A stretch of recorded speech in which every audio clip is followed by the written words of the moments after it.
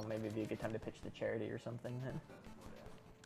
Oh, I didn't hear you. You're whispering. All right, well, I just wanted to thank everyone for joining us here at Crystals for Life 2014. We're playing to benefit JDRF, which is a global organization focused on type 1 diabetes research.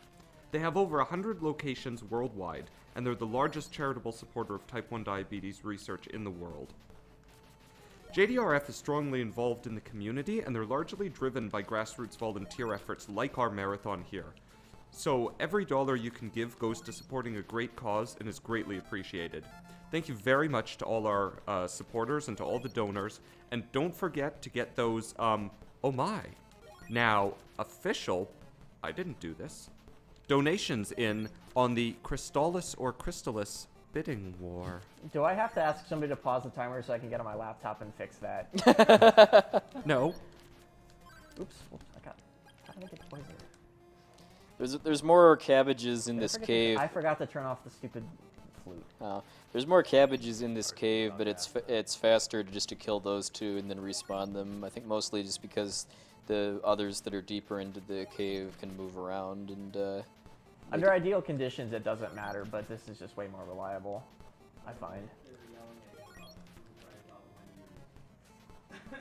Yeah, I should have noticed earlier, because actually, if you leave the shell flute equipped, every time you swing your sword, it actually lags the game by 1 frame.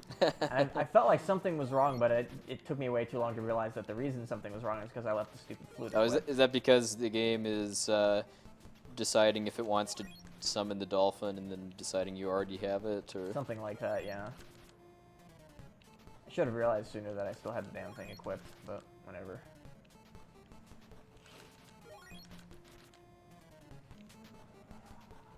It's only 1 frame every time, but when I'm, swinging the sword, several hundred times, it adds up, so. Couple of seconds here, couple of seconds there. Yep. Tompa would cry. So those squirrels are dropping something that looks like coins, but you're not collecting them. Are they just on the floor? I don't need money at all in this entire run. The only reason to pick them up is because they occupy the same table space as enemy sprites, and so they're more likely to make stuff despawn when you don't want them to.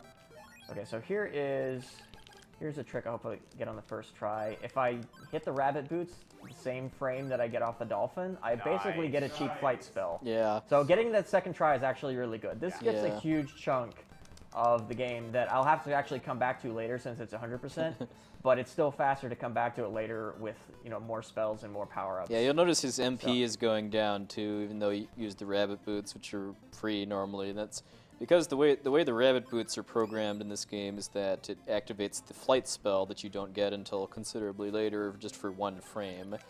And since it's only active for 1 frame, it doesn't drain MP, but he was able to interrupt it so that he doesn't actually land. And then he effectively had the flight spell. So now that I have the change spell, I can go sneak into this town that is nothing but women, and get a couple of items, one of which is required, one of which is just really, really useful. And in fact, this is an item you would get in any percent because it makes a couple of boss fights way, way easier. So I don't actually need to look like a woman until I approach the Queen's Chamber, because this guard will block me if I don't look like a woman. Alternately, you can also paralyze them, but and sneak inside, but you can't give the Queen the plant that I got in that cave that I was in like 10 minutes ago. If you don't look like a woman and you try to talk to her, then she will tell the guards to throw you out. So I got 2 things there. I got the Blizzard Bracelet, which is the level 3 charge for the Water Sword, and I also got the Bow of Moon, which is an important story item that I don't actually need until much later in the run, but there's no reason not to pick it up now because I need to go there anyway for the Blizzard Bracelet. So I went into that town just to get the teleport point for later, and now I'm gonna head to Chiron. Yeah, so that town he just popped into is the Dragonian Empire's fortress, and then where he's going now is like the Resistance's base, I think. Yeah. Now, normally I must have used too much magic because I should have enough left over for a change spell, but I can just do the same trick I did with the statues and sneak into the town anyway. And once you've snuck in, they're cool with you coming and going. Yep. But yeah, normally you're supposed to have to disguise yourself as Stom, who is the guy I fought earlier on when I was talking about, third cycle, he's way easier. That guy right there. They'll let you in, but you can, like I said, you can just push past them. So those of you who are paying attention might have noticed that I just stole some really nice armor and shield by having the blank spot on the item shop equipped before I actually scrolled over and hit the buy button at the same time. So now I've actually got decent armor and shield. For and free. I'll be using these for quite a while.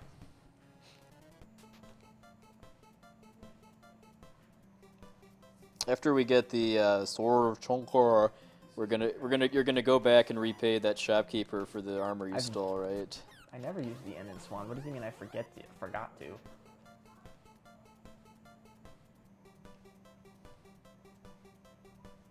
Oh, I know what it was. It's because I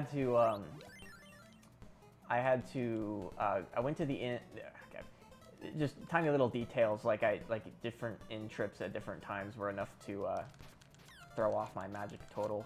Also, I had to cure myself of that poison, otherwise I would have still had enough, even with the inn trip at the wrong time.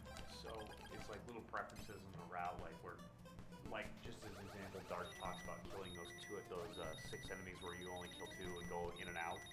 Is that kind of the same thing then? Sort of. There's definitely optimal times. Me not killing all of those guys is more of a preference thing, just in terms of, well, I think it's easier and it's just as fast. So, whereas the inn trips are pretty set, when you want to do those. But I had to do the inn trip at the wrong time because I was poisoned coming out of that one cave. Okay. So it's just subtle little things can make deceptively large difference in this game. So this is probably the other largest grinding session of the game, so if there's any donations, now would be a good time to read them. Yeah, for the record, this guy's official name is now Bert.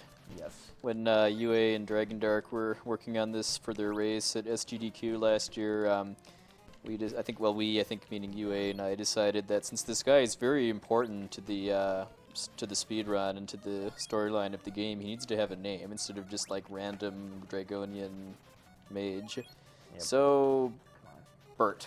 Why not? Yeah. The timing for jumping over him is a bit tight, but if you fail, you can just hold up to go back, so you don't actually run into him. Yeah, this is not going so great, but I haven't taken any hits yet, so good enough. Oops. God damn it. Well, I'd like to thank UA for that perfect timing as I segue in and just say thank you to all our donors so far. And just don't forget that the next game, Chrono Cross, will be coming up right after this game. Find Crystalis so that UA doesn't hurt me afterwards. And there are still a lot of names available to bid on for that game. We have Fargo, Glenn, Harl, Karsh, Kid, Lena, Marcy, Pierre, Poshel, Riddle, Surgeon Lynx, Sprig, and Starkey. Because I've heard there's 6 or 7 characters in this game, Chrono Cross. So yeah, feel free to get those donations in and the bids in on the names of the cool characters in Chrono Cross.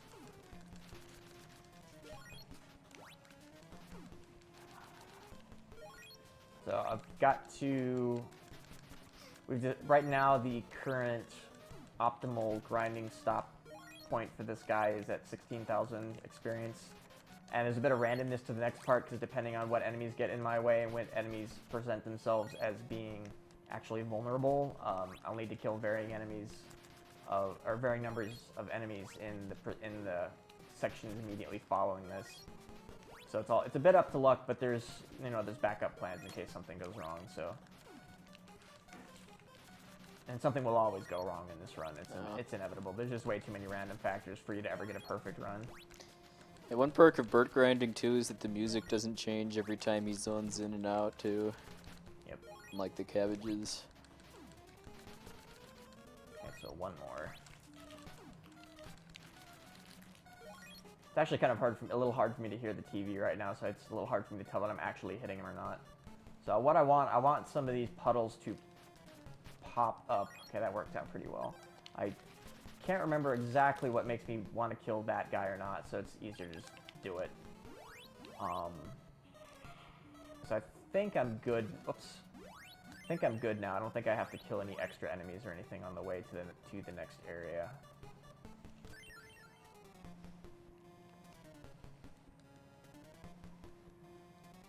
So I'm about to get the next sword. Really?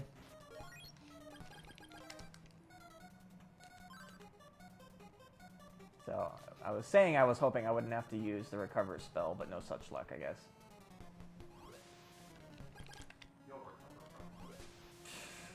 Boo-hoo. Okay, and thankfully when I pick up the Sword of Chunker, then it automatically teleports you back to the town.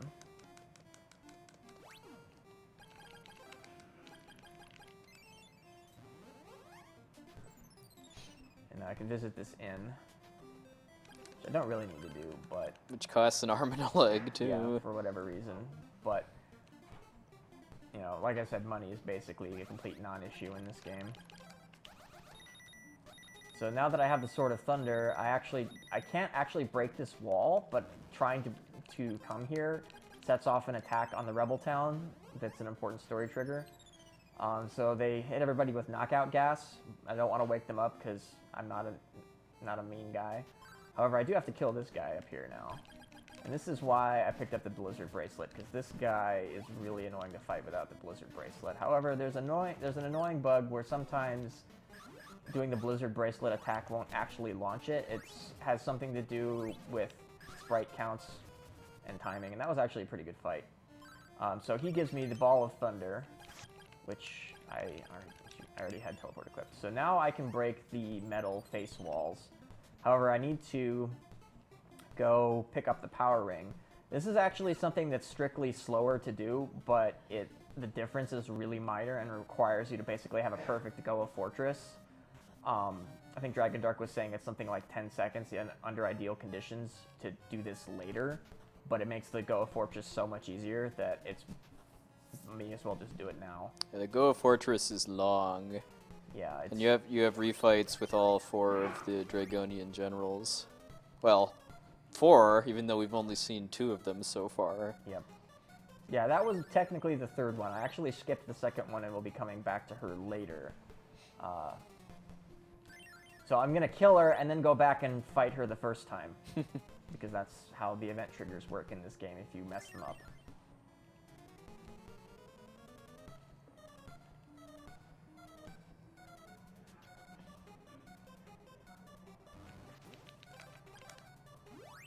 So the power ring you have a base attack power in this game that's equal to your level, and the power ring doubles that base attack power. So when I have the power ring equipped, like right now I'd have a base attack power of 24, and I can't remember off the top of my head how much attack power each of the swords adds. I know that each one is double the previous one, but I can't remember if it starts at 2 or 1. I'm sure Dragon Dark knows off the top of his head. I want to say it starts at 1. Oops, why do I keep hitting the stupid menu?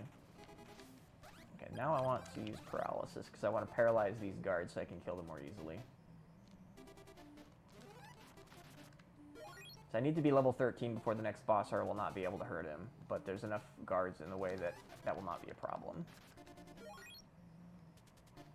In fact, there's one, I don't even have to kill that guy, I can just skip him. But I'm not gonna skip that guy because he's gonna get in my way. Now I'm level 13 anyway, so. Like I said, there's hints of randomness in the experience grinding that you have to compensate for sometimes. But ultimately, it tends to work out most of the time if you know like exactly where you want to stop. And this guy is only vulnerable to the Sword of Wind, so that's why I have to equip it here. Barrier is really useful in fighting him, and I also equip the power ring so that he dies really fast. Yeah, remember how hard this guy was in Mount Saber? No, yeah, not goodbye. anymore. And just to answer your earlier question, Dragon Dart came in off the top of his head. The attack power is 1 for wind, 2 for fire, 4 for water, 8 for thunder, and 16 for... Oh, I'm not even going to say it. The Godslayer sword. Exactly, Godslayer sword.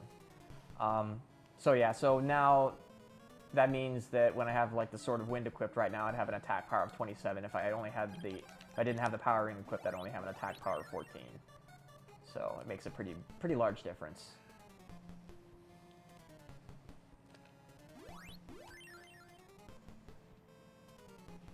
After he beats every one of the bosses in Goa Fortress, he rescues one of the 4 wise men that have been assisting him and teaching him spells throughout the game, and each one of them also heals him. Yeah, full restore. Well, it doesn't cure any status effects, but it does fully restore my magic and hit points, which is really useful. It's also there are also checkpoints all over the place, which is really nice, handy to have. Was that? I released it too early. That was sort of expected. I was trying to kill a guy and destroy the wall at the same time, but it didn't work out. So. Oh, I was gonna say, was that the room at SGDQ where you and Dork were racing, where the bug just decided to appear? Or was Yeah, no, that was the like room. Like 99% of the time, you won't run into any flying enemies in that room that I was in before the boss fight, but Dragon Dark managed to run into 2 of them during SGDQ. Neither of us had ever seen enemies in that room before in all of our practice attempts. So we were seriously like both flabbergasted that there was any enemy spawns in there. We had never seen them before. So here is another small bit of grinding. Thankfully it's much shorter than the others. But these spiders give a ton of experience, and I need to be level 14 before I can kill the next boss. So grinding it is, and I'm picking up this because I need it for the tower later. Yeah, Magic Ring completely refills your MP. I don't think anything special happens if you equip it. No. Yeah, it's just a consumable item. Yeah. Yeah, you equip it and then you swing your sword and it recharges your magic to full. And that's the only one of those in the game. No, you can buy them in shops. Or yeah, you can find them too. I know. Yeah, that's one thing I remember was before going to Goa Fortress for the first time, I'd grind a bunch of magic rings from Chiron just because they're massively cheaper there than in wherever else you can buy them.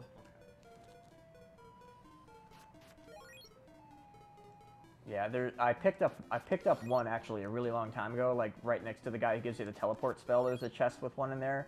So I've been carting that around for like the entire game, and I probably won't use it until the very end. And then there's that one that I picked up there. There's a couple others I can think of that are laying around, but they're more out of the way than these. So I don't need to actually be 14 because there's a butterfly that I'm gonna kill that will give me enough experience to take me to 14. An evil butterfly. An evil butterfly who can paralyze you, but he's also really easy to kill. So. What was that lengthy name you had for one of the enemies earlier? I know it had Cyclops in there somewhere. Oops. Okay, he did not go where I expected him to. Mutant Cyclops puppies, I think is what I call them. Okay. Yeah, apparently they're actually crabs, but I didn't know what they looked like, so I called them Mutant Cyclops puppies. NES games often leave a lot to the imagination about what exactly you're fighting. Yeah, at any given time. I do not want to get paralyzed off of the platforms, because for some reason when you're standing on these platforms and you get paralyzed, you'll then fall through them onto the floor below. It's happened to me at least twice that I can think of. And in fact, it happened to me on what was the world record run before I came here. I lost about 40 seconds. So that's probably one reason why I was able to die twice and still set a world record. But yeah. Fun fact, you're able to jump on top of those pits, but it's frame perfect. So. Yeah, and there's like, you'd have to do it like 6 times in a row, so yeah, not gonna happen. That's the test thing, so yeah. I think Mado round 2 is definitely the most difficult of the Goa Fortress battles. Unless that happens. Yeah. He moves in like just the right pattern so that the attack just because a big part of it is just how little control you have over the sort of water. Yeah, and he bounces in just completely random directions. You have absolutely no control over where he goes. So that can happen where I get really lucky and he just like moves in just the right way that the blizzard attack just hits him. Yeah, so, and it's just like, I think really it's really just because of how fast he is that you actually do that instead of stab him. Yeah, good luck getting him to actually stop in a place where you can hit him. And these guys are kind of weird, these skeletons. If you paralyze them, then they won't fall apart when you strike them. Normally, when you hit them, they'll fall apart into like an invincible pile of bones, and you have to wait for them to reform. But if you paralyze them first, they won't fall apart. You can kill them really fast. And they're worth enough experience that it's worth stopping to kill them. So you have to be max level to kill the penultimate boss and get into the final area. You also have to have the power ring. If you don't have the power ring, then you can't kill him. So that got me the first time I played this, is I never found the power ring. Yeah, you have absolutely no clue that you need to find the power ring in order to kill him. You just get there and it's like, oh, he doesn't take damage from anything apparently. So next level in this game is 16. Yep. Okay, so here is the final boss of Go Fortress. Hopefully, gives me a really good pattern. That was perfect. Sometimes he moves a little bit, and I have to chase him down, but he stayed still long enough that I was able to kill him before he even moved. Yeah, 16 is an interesting number, but it's a power of 2, which is how games think.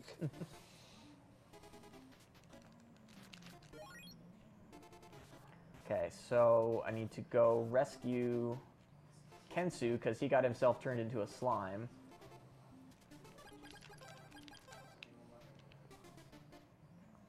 An Athena slime, which is a fate worse than death. Indeed. So now I have all the spells in the game. What's behind this room again? Oh, it's a shortcut. It's a shortcut out to the desert with the. It actually takes you to the cave, but it's got the power ring in it. But I need to go pick up a couple items. Like the shield. Yeah, I need to pick up the shield. Dragon Dark has a special name for it that I won't be repeating here. You don't need it for any percent, but you do need it for 100%, and it's really easy to forget. So, if somebody's watching the chat, ask him if it's this part or the leather boots where it's faster to teleport out, because I can never remember. He'll spawn here in a sec. Yeah, by the time he sees this, he'll be able. I'll need to know. Because I can't remember if it's this or the leather boots that it's faster to port back out.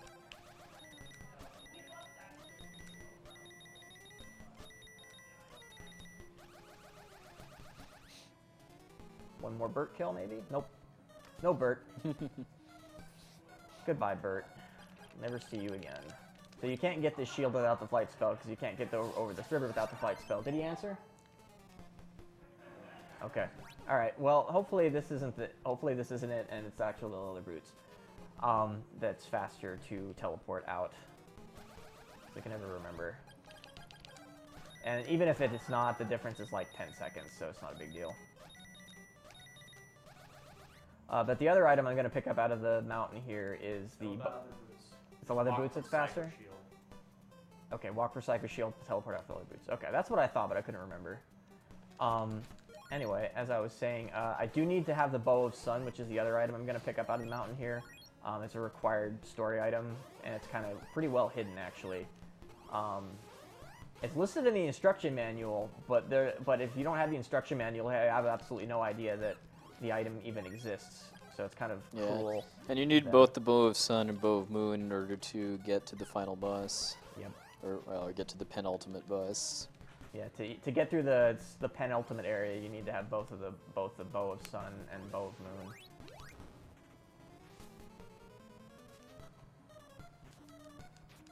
So, and after I get the Bow of Sun, I will be going back to the ocean to do the area I skipped earlier. It has a boss and an 2 item in bosses. it. Oh, well, yeah, technically 2, although one of them One of them doesn't, is barely a boss. So, since I'm poisoned, I'm going to go ahead and just hit the inn. Because otherwise I might potentially run out of magic, which would be a disaster. Because you would be able to teleport out of the well, I do have one pair of war boots left, but I might, not be able to fly or whatever, so that would be bad. Would waste a ton of time if I couldn't fly over things. Hey, cabbages, long time no see. So if I didn't have if the flight glitch didn't exist where you jump off the dolphin the same frame you get off the dolphin, then I would normally have to do this part of the game at some point after the cabbage grinding. And it's not terribly long with the flight spell because you can just skip over the rivers, but if you don't have the flight spell, there's a lot of spots where you have to take detours and like find out, okay, where can I put an ice bridge to actually get across the river, kinds of stuff. We weren't sure for a little while whether or not it was the flight spell made enough of a difference though that it was worth coming back, but Dragon Dark did some testing and discovered that it is actually faster to just come back with the flight spell. Is it just because you don't have to like dodge around or what? Yeah, and also you can kill the bosses faster because you have the power ring and some other stuff. Just like the items that you pick up in the later parts of the run make this part fast enough that it's worth coming back later. This guy will not go away. Thankfully, he does like no damage, but That it's following me forever. the little anemone that could.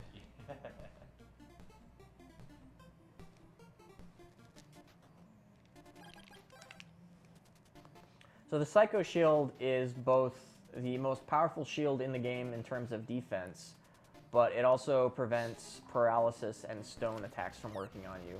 So that sort of was a boss. Yeah, but you're what, like 4 levels higher than you Yeah, and I've got a should sword be at that this does way point. more damage Yeah, and you than- get the power ring. Yeah. Yeah, and the power ring. So That was basically just another incarnation of the first boss. yeah, slightly more dangerous, but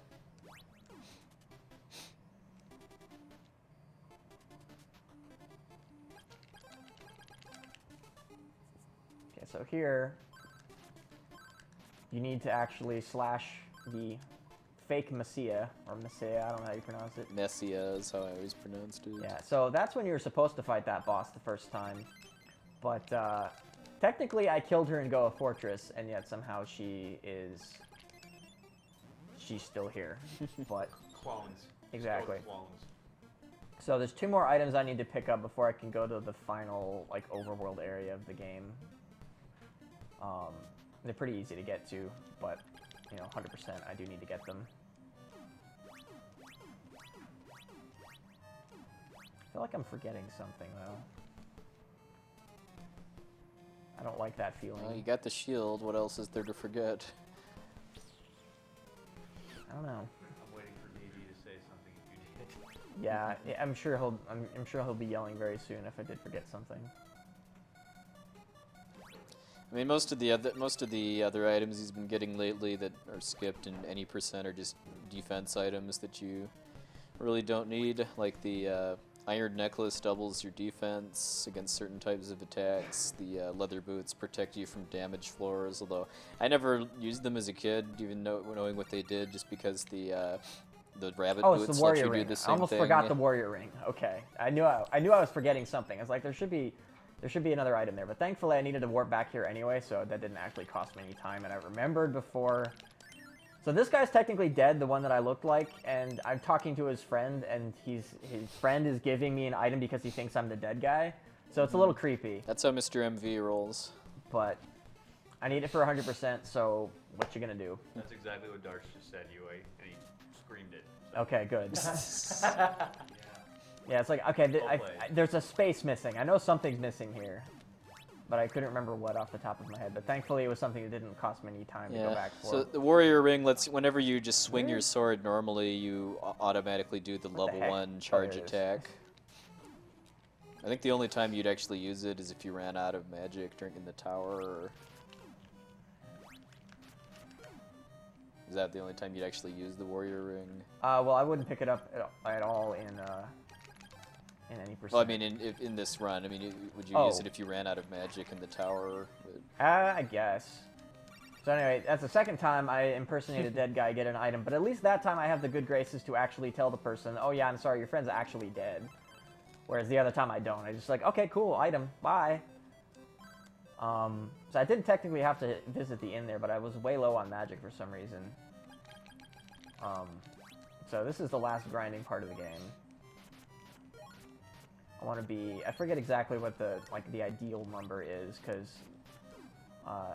there's a lot of randomness involved in the last section where you actually do any grinding, so. Yeah, and he's using the flight spell so that the scorpions can't hurt him, but because there's no depth physics in the game, he can still hurt them. Yeah.